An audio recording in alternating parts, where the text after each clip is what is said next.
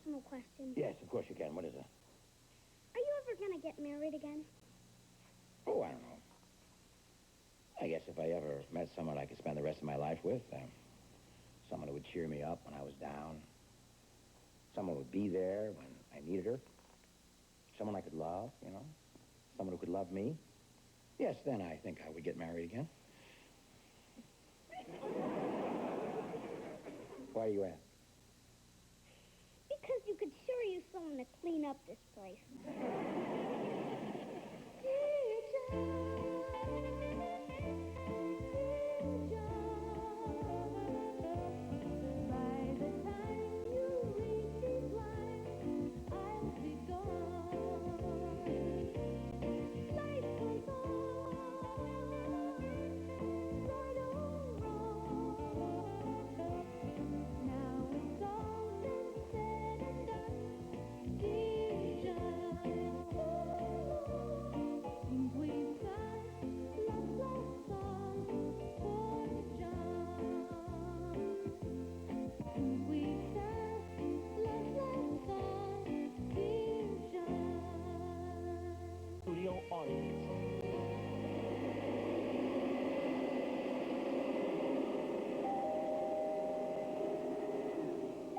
Yeah, just a minute. Oh, Matthew, that's probably Mike coming to pick you up. Better get your things together. Okay, Dad. Yeah, I'll be right there. Oh, hey, nature boy. How was the fishing weekend? It was terrific. Yeah? Yeah. I'm dying to hear all about it. Well, we're out on the lake. It's very, very calm. Yeah, is Matt ready? Yeah, I'll be out in a minute. Listen, John, I got to go out of town Wednesday night, and I was thinking that, well, I feel kind of bad about leaving Wendy all alone, you know? How come you never left her alone when I went out of town? Well, I just thought that maybe you two'd like to go out to dinner. Well, that's very thoughtful of you, Mike. Allowing me to take my ex-wife out to dinner. Oh, I just remembered I got a date that night. Yeah, darn. A date, huh? Back in the saddle again, huh? Good for you, John. You get knocked off, you get right back on again. What's it been now, year and a half? Don't start, please. Don't start. No, John, I mean it. I really feel happy for you. You don't know how miserable it's made me, knowing that you don't have a life. I had a life, remember? I had a wife. I had a nice house. Remember my study? How's my garage, by the way? John, don't you know any other songs? Huh? Hey, kiddo. Ready? Yeah. Okay, Matt. Bye, Dad. See you next week. Yeah, see you in a week. Hey, Dad. Wow. Got a spot on your shirt. Yeah. Yeah, I taught him that. How come I'm not surprised? Okay, see you, sport. Next week. I'll push the button. Oh, listen, John. Wendy and I really felt lousy about forgetting your birthday last week. Last month. Whatever. We were wondering if there was a present that you might want. Well, thanks, but there's nothing I can... Well, actually... Well, no, forget it. No, John, what? Don't. Just name it. Well, you remember that antique Wedgwood vase my grandmother left me? Oh, the one you lost in the divorce? Yeah. I would really like to have that back. See, I don't know, John. We weren't really thinking about anything that expensive.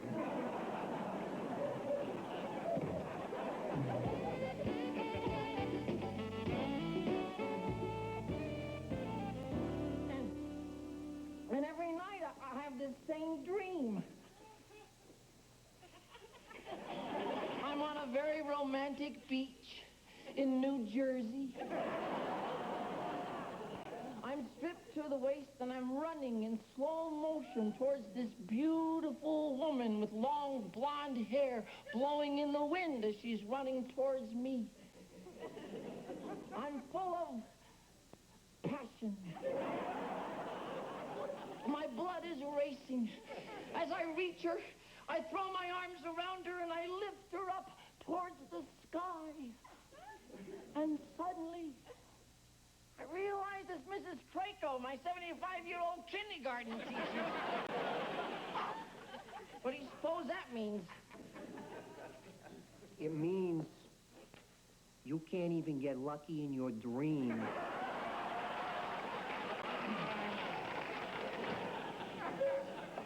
Hey, there he is. We go Fox on Big John. Rest, would you, Kirk? Please. Ooh, Somebody's not getting enough fiber. Is something on our minds, dear? Oh, nothing important. It's just that Mike dropped by to lay a little humiliation on me. And you let him get to you again. I can't help it. He knows how to push my buttons. And your wife's button.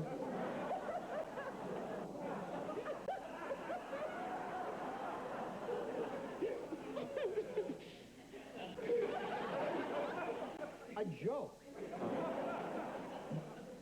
You're not going to believe this. He's going out of town, so he asked me to take Wendy out to dinner. He doesn't think of enough of me to even get jealous. That man trusts me. I hate that. So what'd you tell him? I lied. I told him I had a date that night. And he believed that? Sometimes I really feel like such a wimp. You know, John, sometimes I feel the same way. Don't worry, it passes. John, you're letting this whole thing with Mike destroy your self-confidence. No, it's not just Mike. I have trouble asserting myself in everything. Oh, come on. Now you're exaggerating. No, it's true. It's true in everything. For instance, every morning for the last 6 months, this very attractive lady stands at my bus stop and, well, we nod at each other once in a while. We even smile at each other, but I can't seem to get up enough courage to break the ice.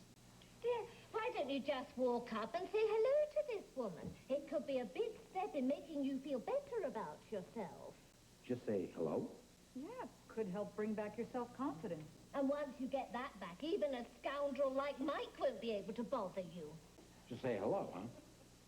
Hello? Hi. Hello? Hello there. That's a good one. Yeah, okay. All right, on Monday, I'm just going to walk up to that lady and say, hello there. Yeah, and if that doesn't work, John, do what I do. Walk up to her, put your hand on her tush, and say, pardon me, is this seat taken?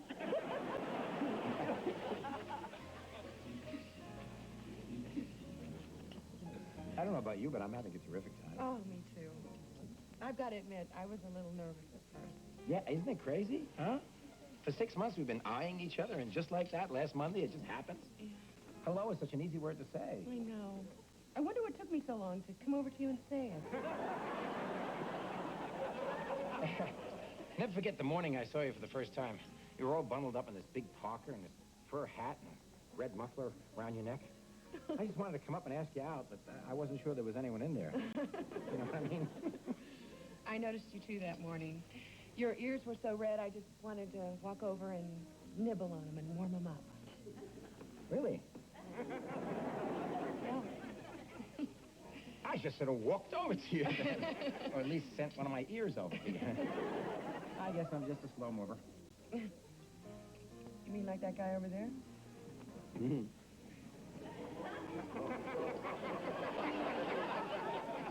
Why don't they stay at home? I don't think they're going to make it home. Good thing this is a hotel. They're not going to make it to their car. How long do you think we have to watch this? I don't know. With another kiss like that, they're going to make a move to the smoking section. It's kind of rude, isn't it? Yeah.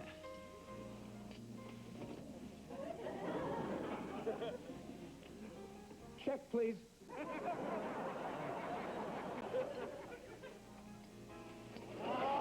Oh, my God. Yeah, that was nice. I don't believe it. Neither do I. Where's that chick? No, you don't understand. That's Mike, my ex-wife's boyfriend. So? So, that's not my ex-wife. So? So, what's he doing here with that bimbo? He should be home in bed with my wife where he belongs.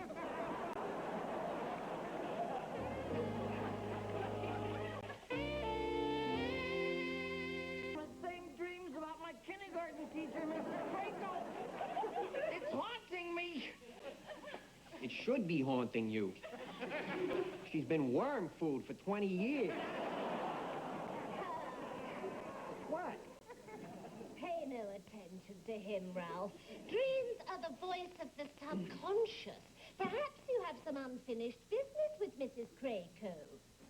Yeah. Is there something you might have been holding back all these years? Something you wish you'd said to Mrs. Crayco? Well, Come on, Ralph. Purge yourself. Say it, Ralphie. Say it. Mrs. Draco, it's my turn to finger paint.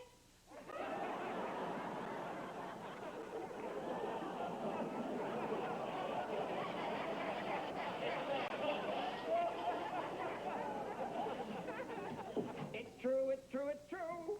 Things that go around, come around. Good things come to those who wait. And every dog will have his day.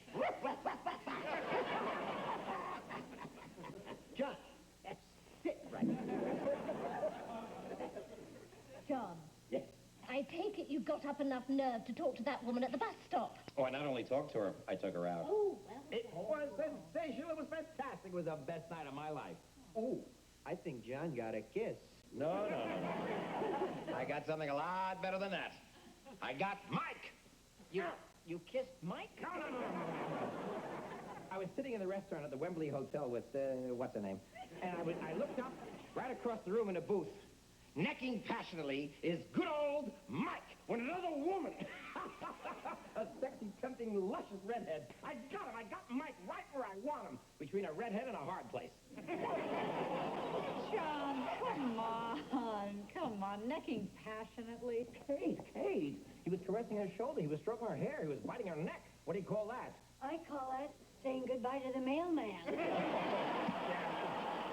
Well, let me tell you something. The passion didn't end with dining in the dining room. It did not end with dinner. It ended with breakfast in room 402. Heavens, John, you didn't follow them, did you? Oh, come on, Louise. What do you take me for? I bribed the room service waiter for a copy of their breakfast check. Mike made a big mistake. He sure did. He paid $19.50 for French toast. Give me that. This is Mike's one-way ticket out of my life. When I show him this, he's going to beg, he's going to plead, he's going to cry, he's going to squirm. It's not going to do him any good. I'm going to force him to call Wendy and tell her what he did. And when Wendy finds out, oh, I know my ex-wife, God bless her, she'll kill him. John, you're very emotional right now. You're not thinking clearly. Yeah, don't do anything you might regret. Regret? Kate, I'm going to have a grown man down on his hands and knees, begging and pleading. What could be better than that? 2 men? Thank you, Miss Butter.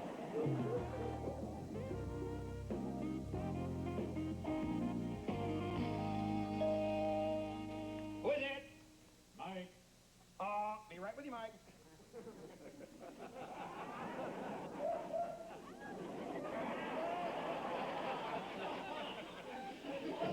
Oh, Mike. Good to see you, buddy. Yeah, I don't have much time. You want to see me? What's I up? appreciate you coming by. Just sit down, make yourself comfortable. So, how was your trip out of town? I didn't go out of town. No, really? Well, you know what they say, the best laid plans. Listen, Mike, I've got something I want to tell you. Yeah, we'll save it, John. I got something more important to tell you. I doubt that. I know I said I was going out of town Wednesday night, but I didn't go. You bet you didn't. And you know why you didn't? You see, a few months ago, I met this manicurist at my barber shop at the Wembley Hotel, you know? Stop. What a knockout. I mean, she's built exactly the way a woman named Brandy should be. Full-bodied, smooth, and 25 years old. Wait. Anyway, John, we get together from time to time. When her boyfriend's out of town with his team, he's a pro football player. Out of town? I thought this was a one-night stand. This is an affair, a whole affair. You're having an affair? John, you're blowing this whole thing way out of proportion. It's just sex. It's pure, unadulterated, cheap, marvelous, rocket to the moon sex. Listen, doesn't mean a thing. Wait a minute. What are you telling me this for? Well, I've been thinking about it a lot lately, John, and, I wanted to talk to you about it. You know, you never cease to amaze me. I've known you for 20 years. I never had any idea that you could be capable of feeling guilty about anything. No, I don't feel guilty. I saw you at the restaurant that night. Thanks, Mike. I came this close to thinking you were human. I gotta show you something, old man. Your room service bill at the Wembley Hotel, a breakfast check. Oh, my God. I paid $19.50 for French.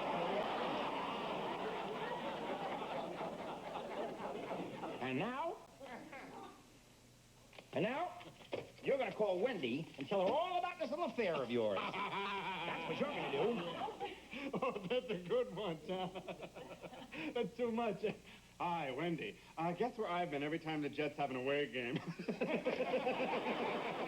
You kill me. You know, if I were you, I'd make that call, because if I make that call, it's going to be ugly. I'll take my chances. I'm warning you. If you've forgotten, John, the number's 549. You don't think I'm going to do this, right? That's 549. I'm dialing. It's ringing. Wendy's ring. You hear it? John, you care too much about Wendy. You'd never do anything to hurt her. Hello, Wendy, it's John. Listen, I got something to tell you, Wendy. Mike's on his way home.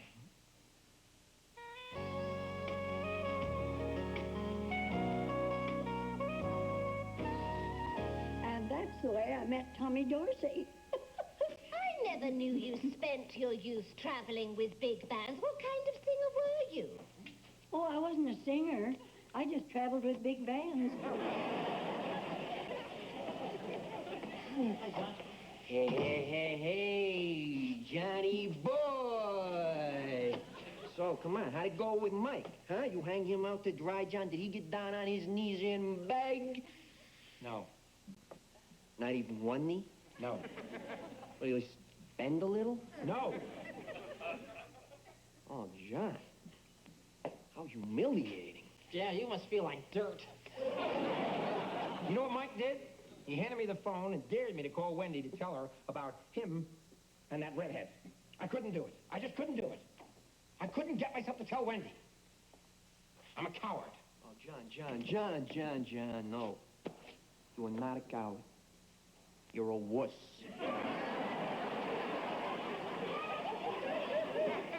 Kirk, please. What? That is the difference, Louise, between him and me. I never would have folded like a weenie.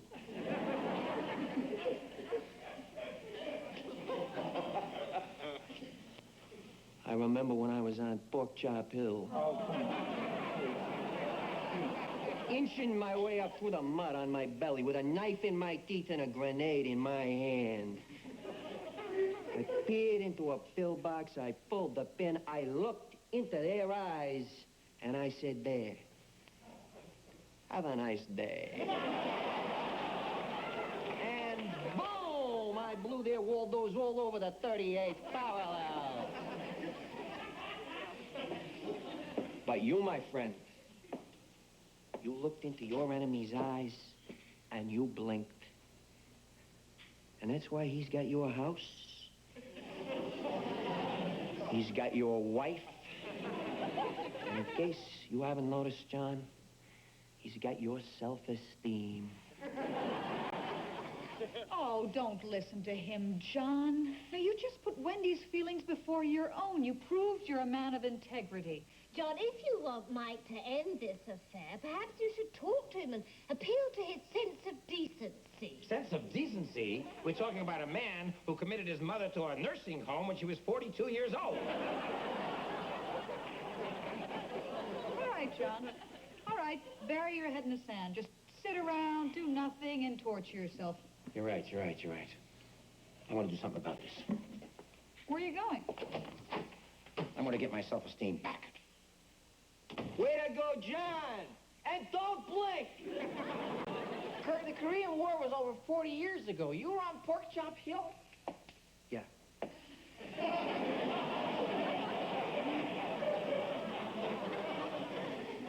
But if it's all the same to you, I just as soon not talk about it.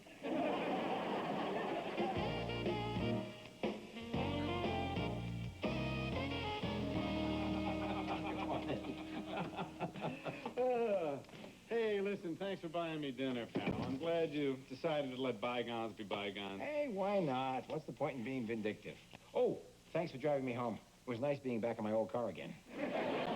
Oh, listen, you know, I would have let you drive, but I got the seat adjusted just the way I like it. Listen,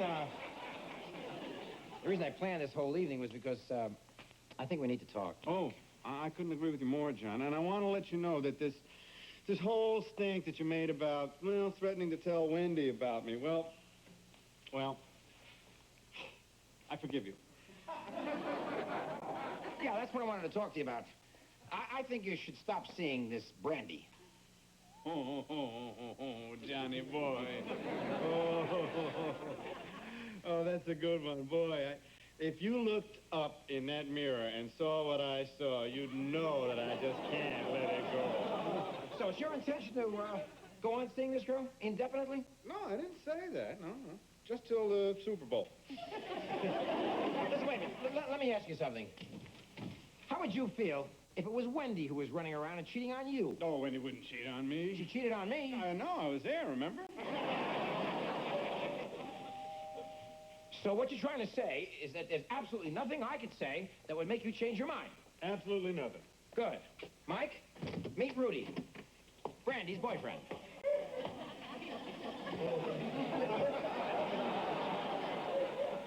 So, John tells me you're a friend of Brandy's. Who? I don't know anyone named Brandy. And anyway, she never told me she had a boyfriend. Well, you two probably have a lot to talk about. John, don't go, John. What's that on your shirt? What? Oh! John told me that one. Oh, listen, Mike, if you need anything, just holler. John? John?